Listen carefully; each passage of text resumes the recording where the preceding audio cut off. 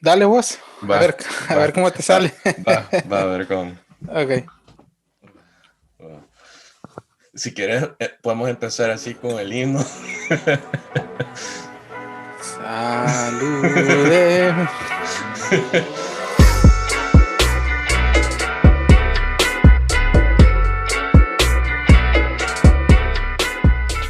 Oh man, that was that was horrible. I mean, yeah, yeah. It's one of those magic Selecta moments. All you can do is breathe, right, people? But thanks for tuning in for an expedited and extra special, extra somber, maybe. Nah, we're not gonna be somber. We got to be cheerful about this. But welcome to the Corner Blue, everybody. I am Andres Rico, and I'm here with Hugo Alvarado, and we're here to talk about the blowout, the shameful blowout. But we're gonna break it down. It's not all that bad, everybody. Hugo, Well, definitely not the result that I was expecting.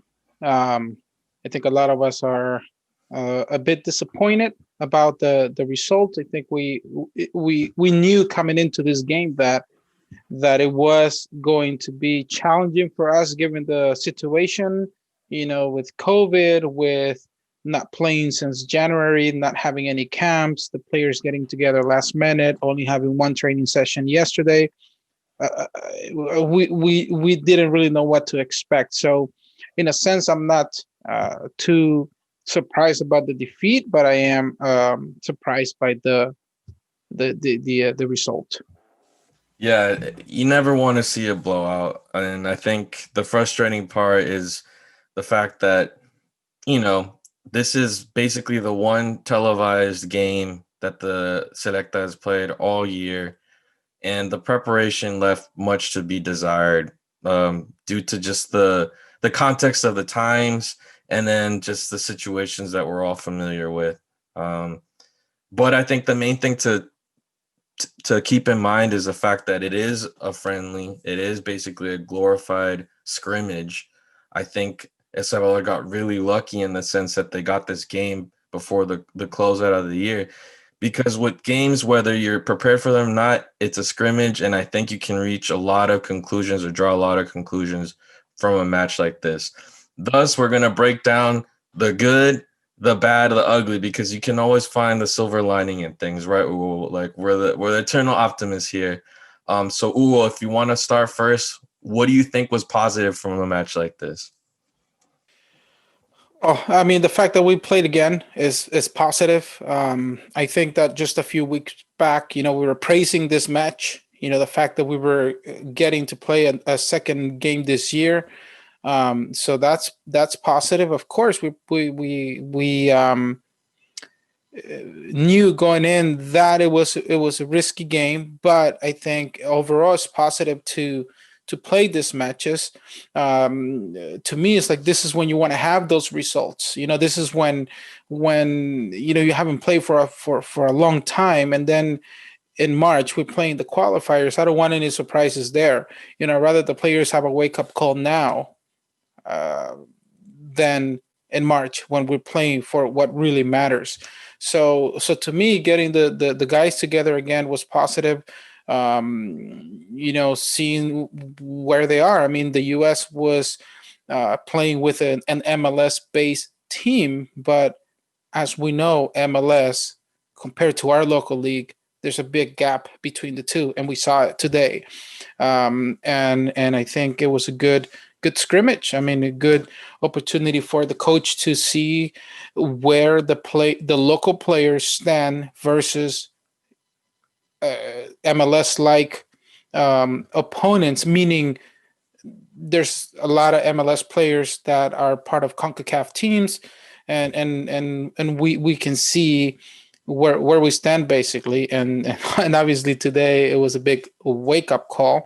So I see this as an opportunity to either the for the players individually, to make an assessment of the way they played, and for the coaching staff to see what they need to do. Whether that means try to find some of those players in MLS or USL that can contribute to the national team, who are used to playing rivals like today's rival who are used to playing in fields like the field in Miami today, because that's another thing. Our players are used to playing in fields that are not in the optimal conditions, that the turf is very high, sometimes the ball is lower, and then you play in beautiful fields like today, and definitely it's a there's a big difference in the pace of the game and the way the ball runs. And we saw, I mean, our center backs, didn't look too well today. Our outside backs didn't do so well today. So I think in general, it was good, positive to get to play again, for the coach to observe players, and for the players to get a sense of what we're going to encounter in the qualifiers. Yeah, and I'm gonna start with a little bit of good to segue into the bad. And I think the good in terms of the starting 11, I really liked Henry, despite him having to deal with the 5 goals in the first half. But that's kind of a bad sign when your best player with the ball or playing out of the back is your keeper, because he seemed really comfortable with the ball at his feet. He even took on US striker at one point, but he didn't have anyone else that was willing to go 1v1 or make a small touch and play out of the back. You just didn't see that.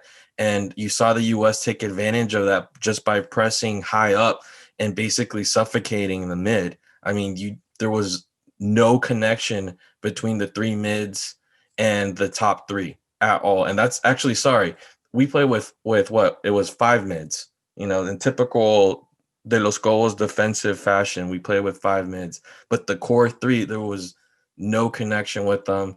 All the passes were either made too quick, and no one was showing, no one was checking back in, and we kept losing it. And if you lose it in your own half, as much as we did, that's how you get 5 goals scored against you. And as with any match and with any fan, we all have our opinions, and we're all coaches or pro coaches in our own head. But I think one thing that was a little evident was that Polaco Marroquin just is not a viable option, at least in this match. He did not do so well on the right flank. He was just 2-3 steps behind every mark that he had.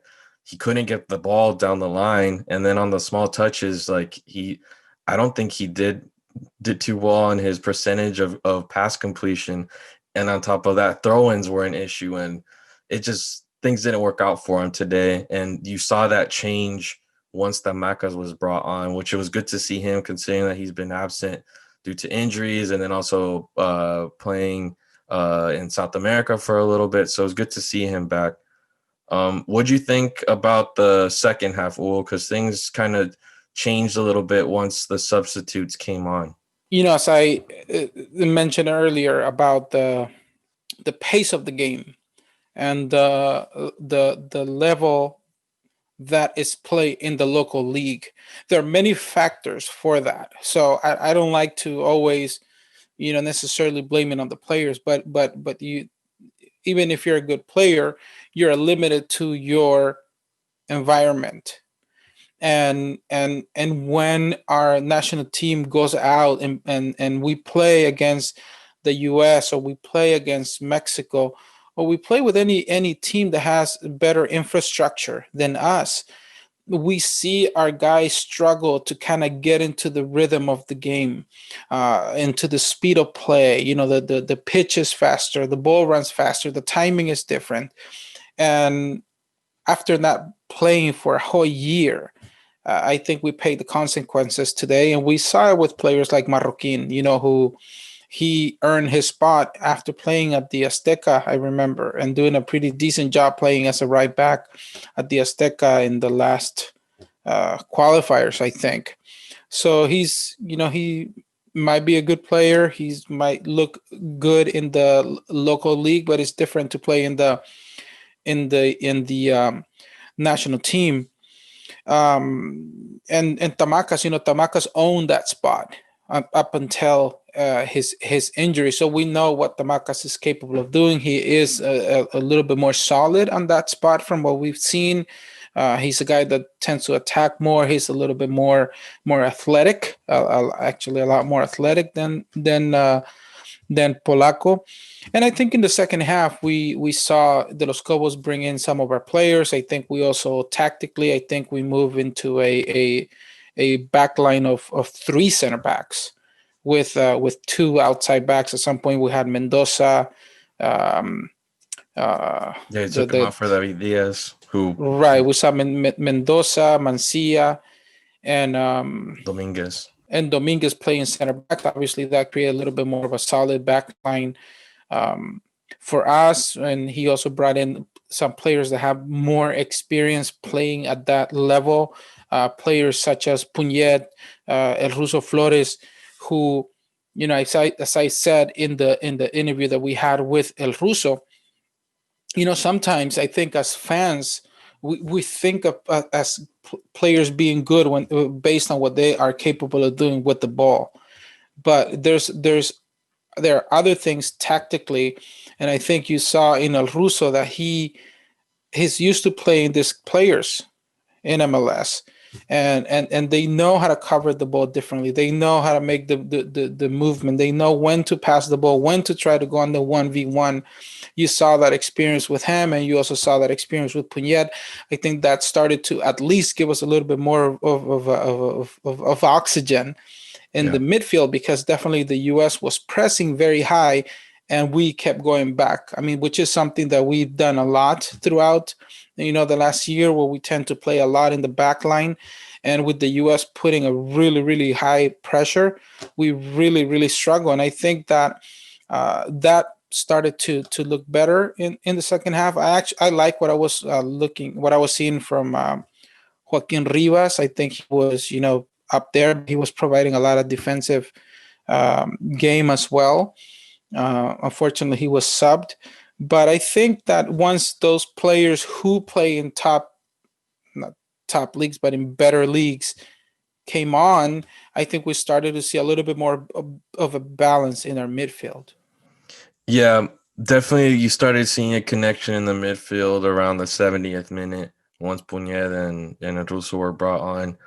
And that's that they've been inactive for at least 3 weeks each. And that's that Russo, I think, maybe got one or two games in and not complete games before his season ended. And that kind of says a lot because everyone else has been active in their league. And it's the foreign players for the most part that, you know, don't have that rhythm back. Even the ones in South America, I know Bolivia's domestic league just barely started, maybe a week or two ago. Dominguez did have some action, but barely any in Libertadores. So I think you need to factor in a ton of stuff and not take a defeat like this personally. Yeah, it's disappointing. Yeah, it sucks to see on TV or get flack from it from your friends that aren't Salvadoran. And I think just the main thing is just trying to keep the perspective. I'm not being an apologist in any way whatsoever, justifying the result. But I think the main thing is to try and analyze something like this is just trying to keep the emotions a little separated, just considering that this is like a pop-up match, ladies and gentlemen. It's not like there was anything at stake here. It's not like there was a mini camp where resources were used, where the players were on loan from their teams. Basically, this was like who can show up, who has their visas, who doesn't have COVID, and let's play a game. I remember when Henry went down with a possible knee injury, I thought, oh man, I'm reliving that match against Costa Rica in the Copa UNCAF back in 2005. I think, 2005, when Pacheco ended up having to play goalie because our two starters got red carded. Thank you, Santos Rivera and Misael Alfaro for that. Anyway, and we ended up losing the game last minute 2-1. But I had flashes of that. Thankfully, that didn't happen. But I think what you can rescue is what we mentioned. 70th minute on, the tactics changed somewhat, and you had players that knew where to be on the pitch, and there was more of a connection. We saw the ghost, Dustin Correa, make an appearance. I mean, he's been inactive for a while, so we did have a lot of players that their status has been iffy just because of how this year has been going. So can't really have too high of expectations on that. I know that we feel like we have enough players playing abroad that should have that level or that status. And I think with more rhythm, more consistency, and more than just one training session together before a match like this, things will look different. So try not to get too down on the dumps, ladies and gentlemen. Or at least that's my take. Yeah, I mean, I tend to be a very positive guy, and I think people know that about me. Um, and don't get me wrong, the result was ugly. I mean, nobody likes to lose. Oh yeah, getting blown Even out if by a even if third I'm string playing team. a yeah, I mean, even if I'm playing at a pickup game at the park, I don't want to lose like that. Nobody wants to lose like that. But I think it's important to be objective, to look at the situation, to consider every aspect of how we came into this game. And in no way I'm saying, well, Salvador was a victim. No, I think it was positive to get this game in. And like I said, we were praising this, finding this match just a few weeks back. So we want to play these games, and this is going to happen. And like you said, I mean, no trainings as a team for a very long time. Because one other thing I want to point out is that we had 90%, 95% of the team that we've been using. So we had our A squad in a way, and it was ugly, but it was in very, very different circumstances, with our local league just starting back in October. Already we know that in our league the preparation is not the best. Add COVID into that, and the players being stopped for a long time. I think this was a very unique situation. I'm still hopeful that things are going to get better if we get to work. So this is the importance of getting to work. This is this is a wake up call for the league to work with the federation, to let the players do, even if I believe there are no friendly matches scheduled between now and March, getting some camps in, work together as one nation for El Salvador, and allow the coaching staff to get some camps once or twice per month or more. That's the only way we're going to get better. That's the only way we're going to improve as a team. That's absolutely necessary. Otherwise, we might end up seeing something like what we saw today in the qualifiers, and we don't want that. So this is a good wake up call. We have 3 months to work on this, and we have to get to work, and hopefully all the parties can get together and work for El Salvador as one team. And I'm hopeful. I mean, I didn't like what I saw tonight, but it was positive to play again. Yeah, I think in general, there's just been kind of a downswing when it comes to Salvadoran football internationally. I mean, we saw how COVID and teams not participating or playing at all, how rusty players were in the teams that played the Conca Champions. Like that was kind of like an indication of where things were going to be leading to, considering FAS wasn't able to beat Managua.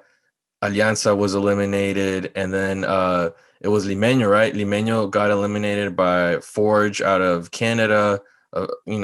Opponents that for the most part, with the exception of Alianza playing, it was Olimpia, right? Or I forget. Anyway, but you consider these rivals to be at a lower level, but you saw the core of the national team on the players on these teams, and they had a really hard time competing, and even at home. So I think this is just a downward trend that hopefully, with more consistency, like you said, getting camps together and continue that casting. Like you can't just think you're going to end up on the national team because you have a visa. And obviously it wasn't that extreme in this case. I think it was more so back in January.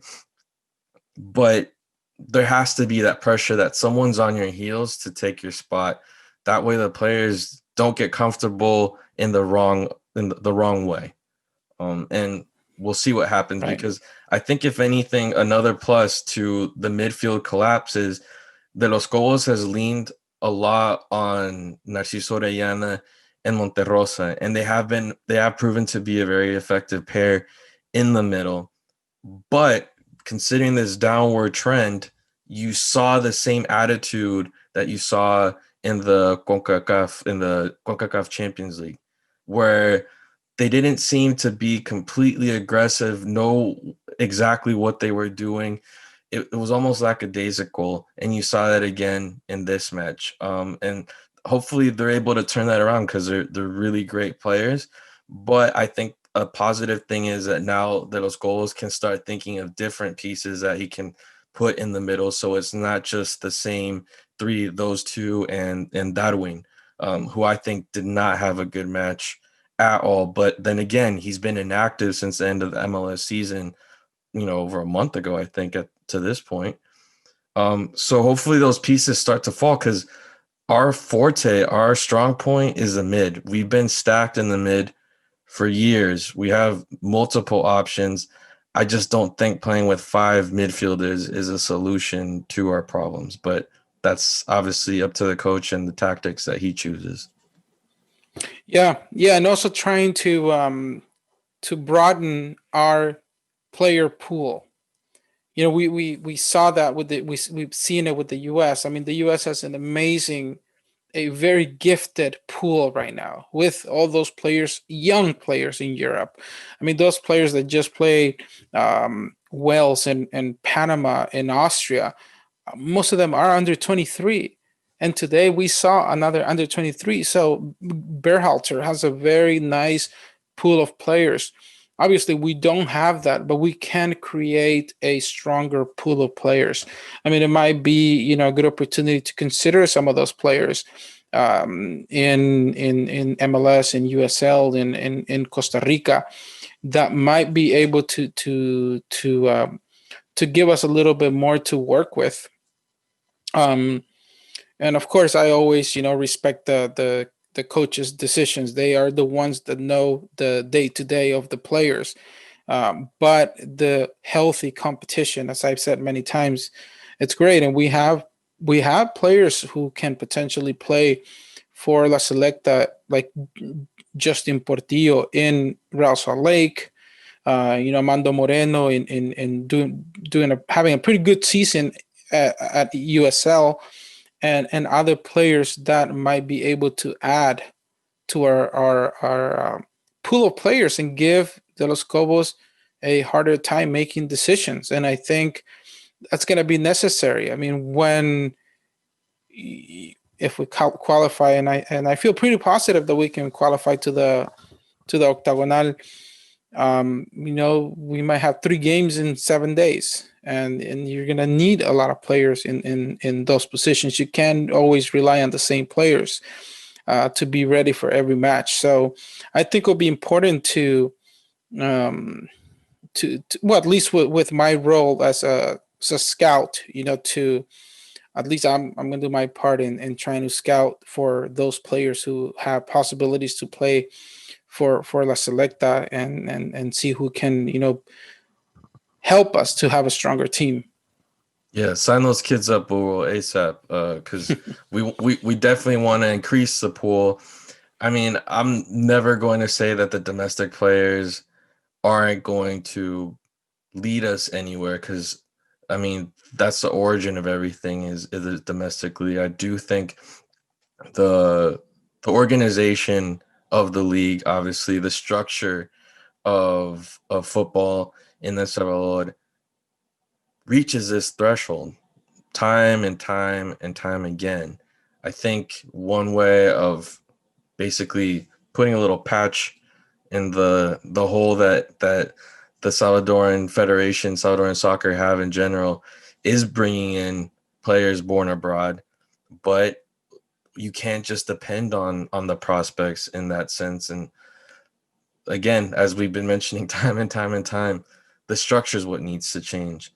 And what's interesting enough is the U.S. was eliminated by Trinidad y Tobago for the last World Cup qualifiers, and things kind of seem to have turned around. You look at the amount of players that are in Europe, and they're setting records now. It's not like early 2000s where it was maybe 3 or 4 and they were pretty much bench players. Now you're seeing starters. You just saw the goal by McKinney against Barca, and he's playing Serginho Dest. it'd be amazing to see Salvadorans playing each other in Europe in the Champions League.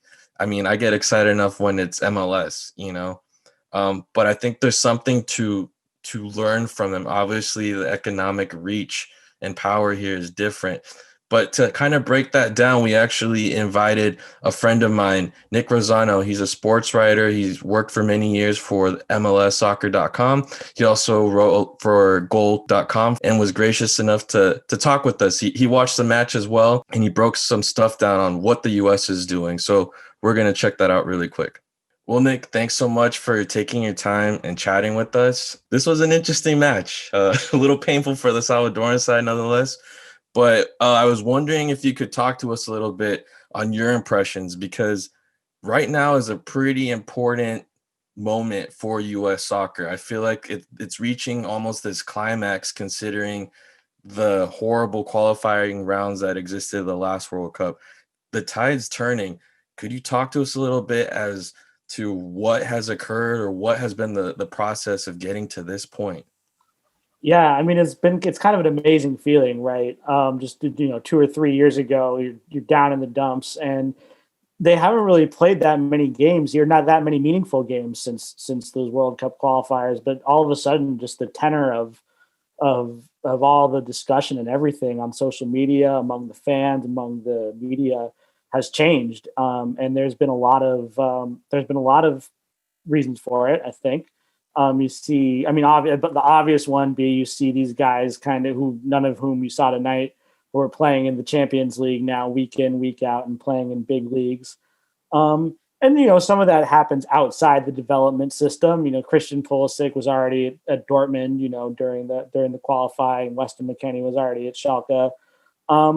But yeah, I mean, I think you really got a great kind of group of players in Europe that have really it's amazing to think, almost all of them are hitting, right? They're all playing for the most part. So that's one reason why, you feel a lot of optimism here, even though besides the Gold Cup and a few Nations League games, you haven't had anything, too serious, and especially this year in 2020. And I think you've found a pretty good coach in Greg Berhalter, who plays a very modern version of the game. Before that, I was obviously Jurgen Klinsmann, who had his own ideas, and then Bruce Arena, who was maybe a little old school. He's a very good coach, and you can see that with what he did with the Revolution and MLS since he took over there. But it's really those two, and then I think you're also seeing the player development system here in the United States kind of come to fruition. They really, MLS really invested in this homegrown, system and the academy system 10, 15 years ago, and now you're starting to see guys like Brendan Aronson come through, Jackson Yule come through, who you both saw tonight. And they're, if anything else, it gives the U.S. a lot more depth. It, allows them to field two good teams like they did in the last month, where you have all your Euro guys who played in November friendlies, and you have all your MLS guys who played tonight. So those are the three big ones, I would say. Yeah, definitely. I don't think you'll have Alexi Lala's, busting out on TV, complaining and calling players out anymore with the things that have happened recently. I think what you mentioned was pretty big, the whole concept of the academies, because we've talked to a few Salvadoran American players here that went up through the U.S. Youth systems and whatnot. But at the time, MLS teams didn't have academies for them to prosper at, and a lot of them had to play college ball, and then things kind of died out for them. And you said that 15 years ago, that's when things started to build up in terms of? Yeah, 10 or 15 years. I can't remember the exact date when they really kind of overhauled they used to have what was called, Project 40, where they, focused on signing a lot of young players to MLS contracts. But this is really more of a kind of holistic, all levels of the game, where each clubs are investing a lot of money, at all levels from, U12, 14, 16, all the way up to 18. And so that was a big initiative that MLS undertook, I would say, in late 2000s, probably.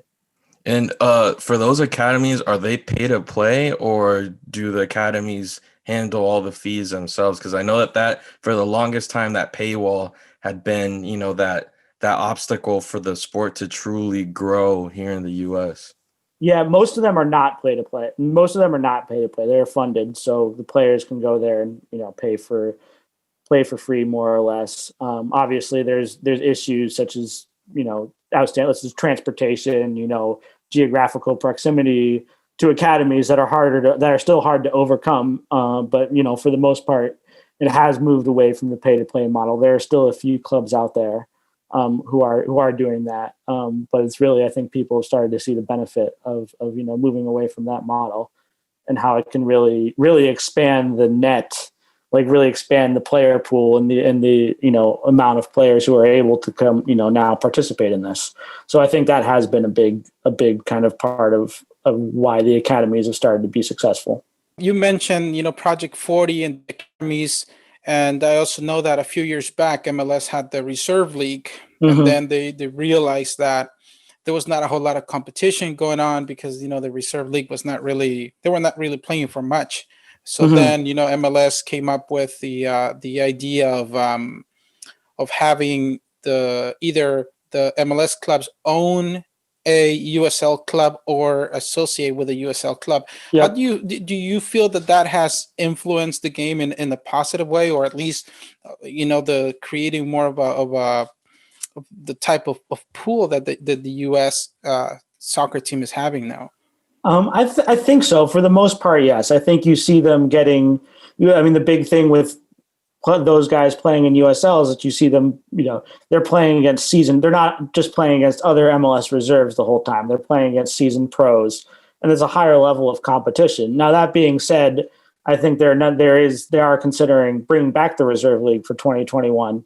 And there's a variety of things that go into that. I think especially with the way things have happened this year, there's certainly some economic factors that go into it. Yeah, I think a lot of it is down to economic factors. I think it is hard, for sometimes justify for a team that's maybe not getting a lot of its USL, a lot of talent out of USL to it costs more to host a USL team, whether you're talking about travel, having a game at a stadium for 17, 20 games in a season, whatever it is. So it is coming back. But yeah, I would say, the USL has been a big part of it, and I think it will continue to be, a big part of the development structure.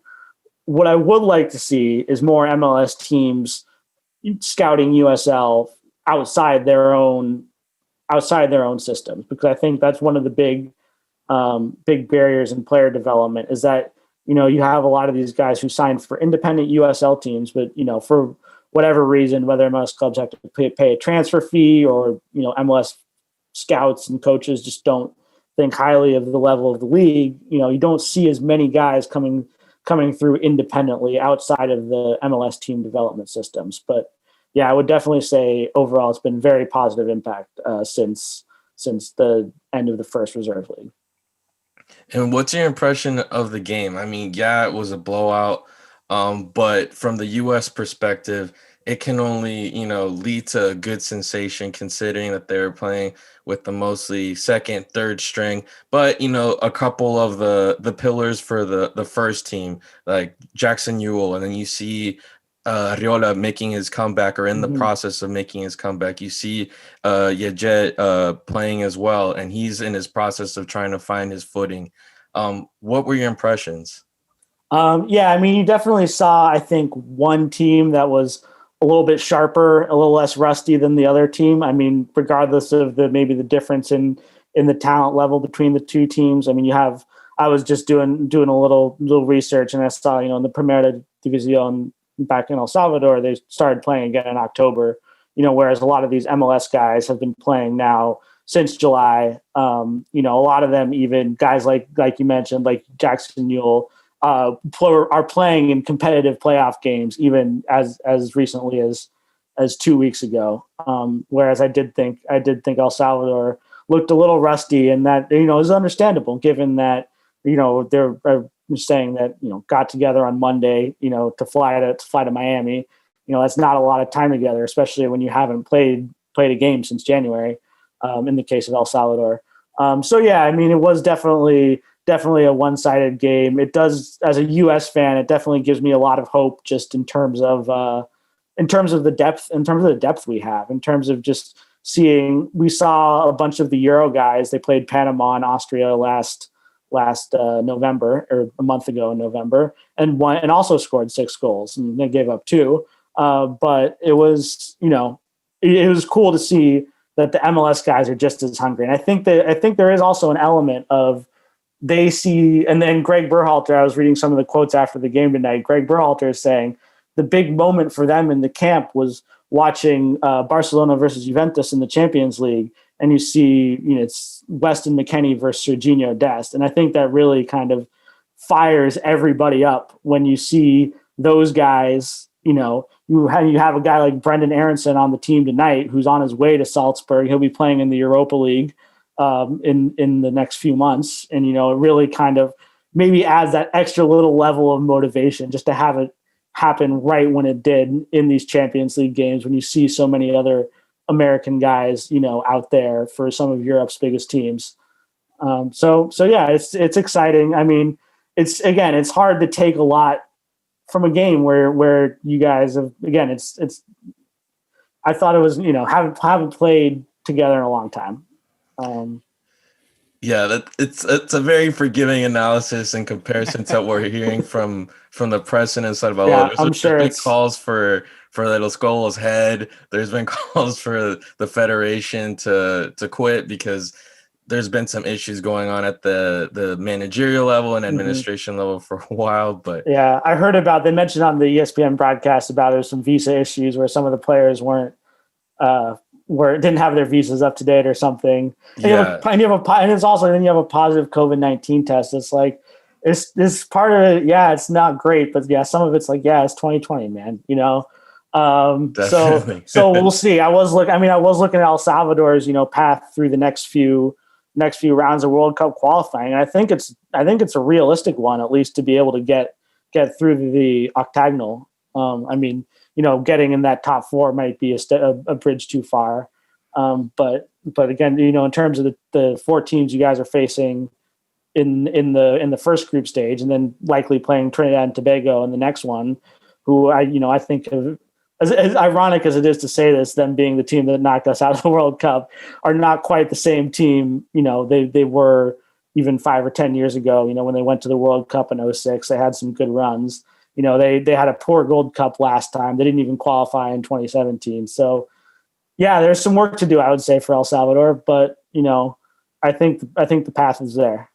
Well, we definitely appreciate your optimism, because that's kind of what we try and exude in the pod, because there's plenty of places to go for the negative stuff. More than anything, we're just trying to be a little more objective and analyze things with a little more objectivity rather than throwing emotions in. Because at the end of the day, guys, it was a friendly match. This was a nice little glorified sparring that made it on a TV, which is not too common for El Salvador when it comes to matches that, if it's not the Gold Cup, qualifiers are really hard to watch, much more friendly. So, regardless, it was nice to see them on the pitch and get some action. And yeah, it's really cool to see the progression of the U.S. And as a Quakes fan, it was amazing seeing Jackson Ewell out there. Like, I hope he's able to hold his own against the Euro guys, but I think Berhalter should definitely keep him in the middle as the brains of the team.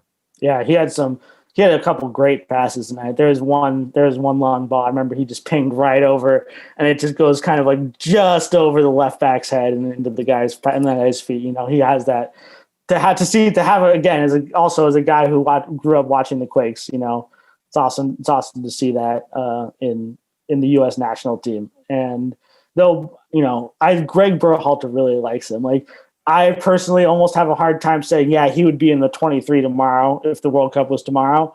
But like, it's clear that, he's had a few up and down performances for the U.S., but it's clear Greg Berhalter really believes in him, and you can see some glimpses of why. For sure. And then also for the Salvadoran side, it was good to see Andres Russo Flores get some minutes. I think he should have started. But that's something we'll talk about later on. But it was good to see him use his MLS experience. Yeah, I mean, it's, it is definitely, you have a sense of what the level of some of the guys are that they play at their clubs. In addition to Flores, I thought, Darwin Seren, who I think is been a very underrated MLS player for a while, had some good moments. But as far as Flores go, I mean, like, he's made a pretty good work out of what I know has been a tough year for him. Personally, because I remember when he missed the MLS's back tournament when his father passed away, which is, it's very sad. And it's also tough on a team like the Timbers, where he was also behind so many other good wingers and wide players. Like they signed Yimi Chera from Colombia, the Andy Polo from Peru. And before he got injured, Sebastian Blanco was, one of the very best players in the league, probably runaway MVP favorite.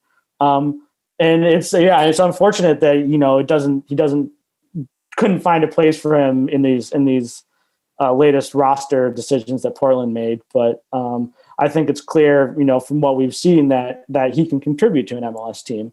And, maybe it's not a starter on the very top teams, but there's a place for him in the league for sure. All right, man. Well, I think that'll do it for the segment. Definitely appreciate you taking the time and chatting with us, man. Yeah, of course. Thank you so much for having me on. It's a pleasure talking to you guys. Thank you. Yep, I can see that you are very, very knowledgeable and do your homework. Thank you. I did do a little prep work this afternoon. Nice. Thanks, man. Totally appreciate it. Take care, guys. Thanks a lot. Bye. Yep. Well, definitely great to have, someone like Nick, break things down from a different perspective, from a different optic, and obviously someone who's very, very knowledgeable in the area of CONCACAF and MLS. It was great to have his perspective, to hear his optimism towards us. And it's always good, when we have this type of results as Salvadorians. It's very difficult for us to be objective and to analyze things the way an outsider can. So great to have Nick on the show. Really, really enjoy hearing his perspective about the game and talk about, the amazing pool of players that the US is having and how it's very, very exciting times for US soccer. Definitely.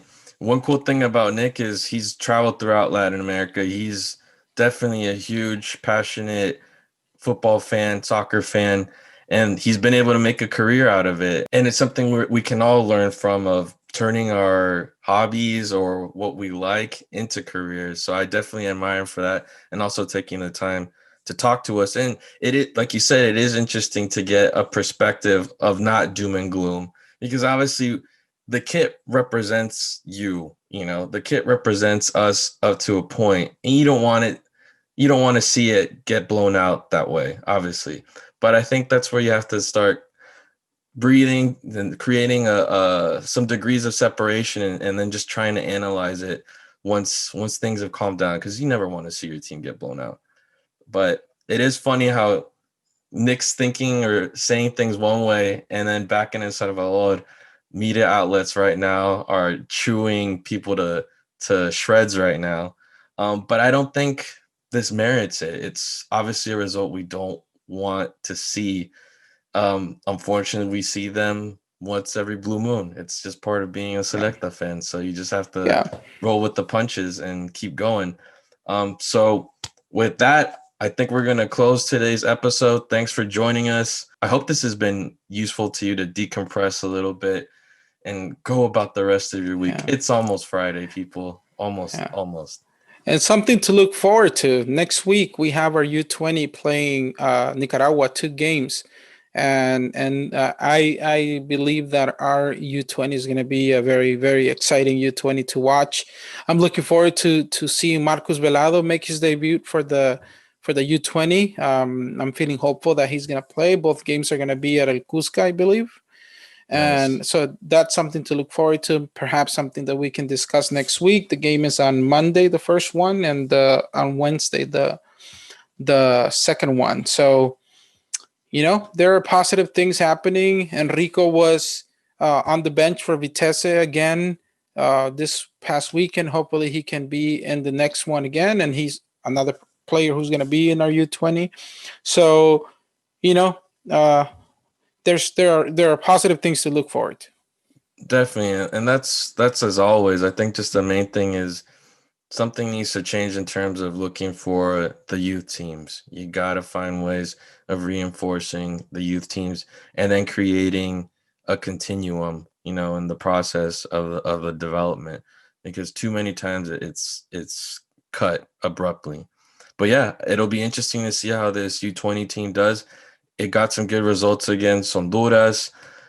So Marcos actually got all his paperwork in place to play. So is he actually eligible to play? I don't have confirmation, but I believe that's been the intention. Has been that it's just work being done to make that happen. Cool. Hopefully that happens soon, and we'll see how things go with Enrico, because I think the main thing is if De Los Cobos is more open to players for the senior squad, hopefully that process is expedited when he starts looking at people who can add, to that pool.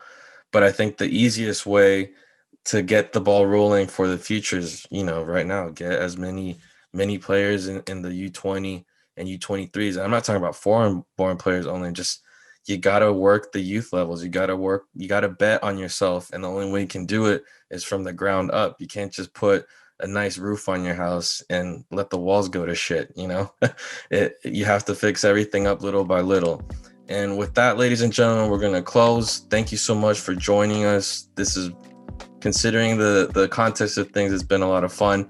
And I think this is something we're going to be doing in the future, is those important match dates. We'll try and get a show right off the bat. I got an idea from one of our listeners today saying that we should do like a watch along on YouTube or streaming something live. I think that would be a lot of fun, but I'd probably end up cussing too much, if you guys don't mind. But that's something we'll look into maybe in March once the qualifiers start, because that would be kind of cool to do the watch along together and experience the game that way. But until next time, I'm Andres. Thanks a lot. Google. Thank you. Yeah, I have a lot of fun doing this shows, and today was a pretty good one to decompress. And again, thank you for watching, for listening. And this is definitely something that I enjoy doing for our fans, for myself. It's therapy. Exactly. So it's I'm great. not pissed off anymore. See, I got a smile on my face, but that wasn't the case a couple hours ago. Yeah. But thanks again, everybody. Have a great week, and we'll be back next week. I don't know about beyond that because of the time of the year, but we'll be seeing you soon. Thanks, everybody.